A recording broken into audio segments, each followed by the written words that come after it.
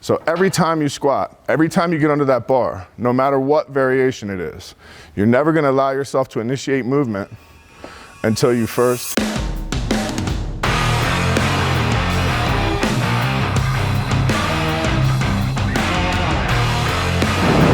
Okay, so we're gonna go over some examples of what will be good MSMs, which are mechanically similar movements. In the fifth set methodology, we use MSMs as our secondary movements.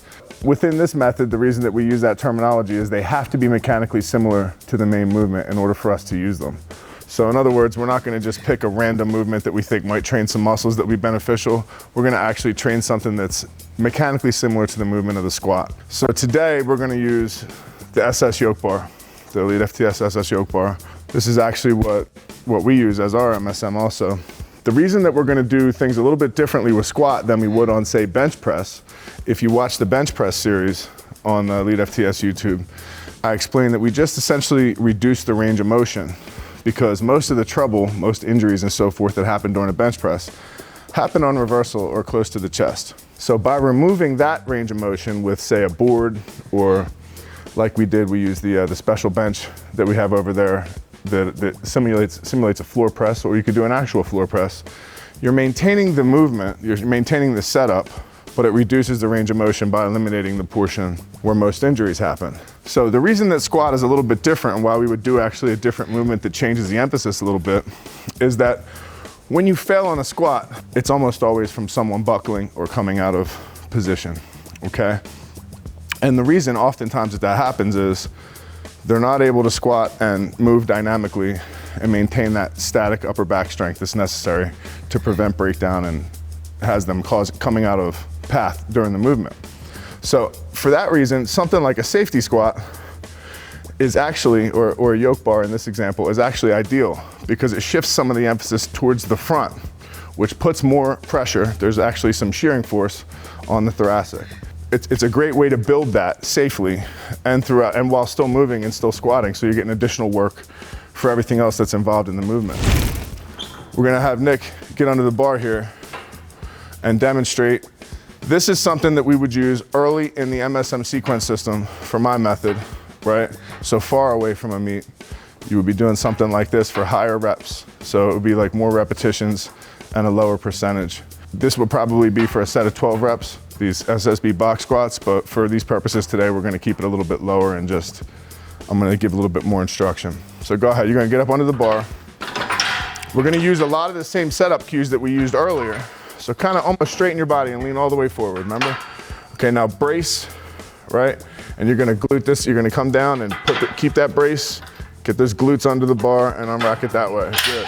So he's still gonna use the same checklist. Air, feeling low, neck, push that neck back into the bar, brace hard, squat. And good. Air, neck, brace hard, and squat. Good. Now these look beautiful. There is gonna be a little bit of a difference in bar path. One more, air, neck, brace, squat. And we'll rack that. That looks great. There's gonna be a little bit of difference in bar path from doing something like, say, an SSB or a yoke box squat compared to a typical squat, right? Because with a normal back squat, the bar path we want to be completely straight up and down. It should be absolutely vertical. But with this, it's gonna be sort of leaning a little bit back, okay? And the reason for that is you're gonna sit back onto a box when you're doing a box squat, okay? So that's really the only difference. We're still gonna use the same checklist that we just learned for your regular squat setup. So every time you squat, every time you get under that bar, no matter what variation it is, you're never gonna allow yourself to initiate movement until you first feel low, so you expand into your belt if you're wearing one, set that neck neutral. That's especially important when using a yoke bar, right? Because that yoke bar will push on your neck and buckle you forward. So you want to start off, and if you don't start well, there's zero chance of ending well. It'll just be catastrophic. So doing that on every rep is a major help. Setting that neck, bracing, consciously bracing and knowing that I'm actually into a good braced position, and then squatting. So not initiating until any of those things have happened. Nick did a great job at demonstrating how that should look. Okay, in this case, kind of like we talked before when I was explaining how we use the SS yoke bar as an MSM and the reasons that we do that. are some of the same reasons that this is a great option for MSM as well. This is a rackable cambered bar. This can work with essentially any rack. If you're squatting out of a power rack, even if you're squatting out of a normal squat rack with squat stands, this is a decent option. We're gonna have Nick demonstrate for you right now.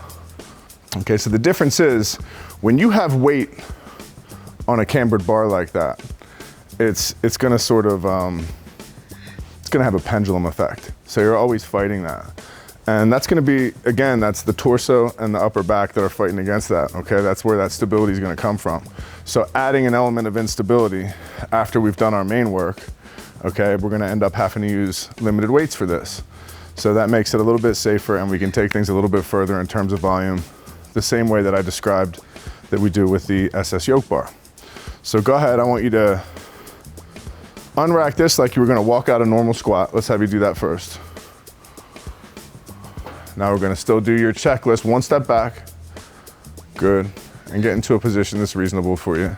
We're still gonna have you do your checklist on this. This is even more important with a bar like this. So air, so your neck neutral, brace hard, squat. Good, one more, air, neck neutral, brace hard, squat. Okay, so you wanna, remember we're fully braced. Air, neck neutral, brace hard, and squat. Good, now I want you to, that sounded great. I want you to rack it. Now, when we're using this bar with no weight on it, there is no real destabilizing effect to it. But when you have a little bit of weight on there, it's a very different deal. So you're actually gonna have to constantly keep some forward pressure with your arms, and you're gonna learn to kind of brace with your shoulders, arms, and torso together when we're doing this movement. Okay, so it kind of turns it into your whole upper body into one unit, right?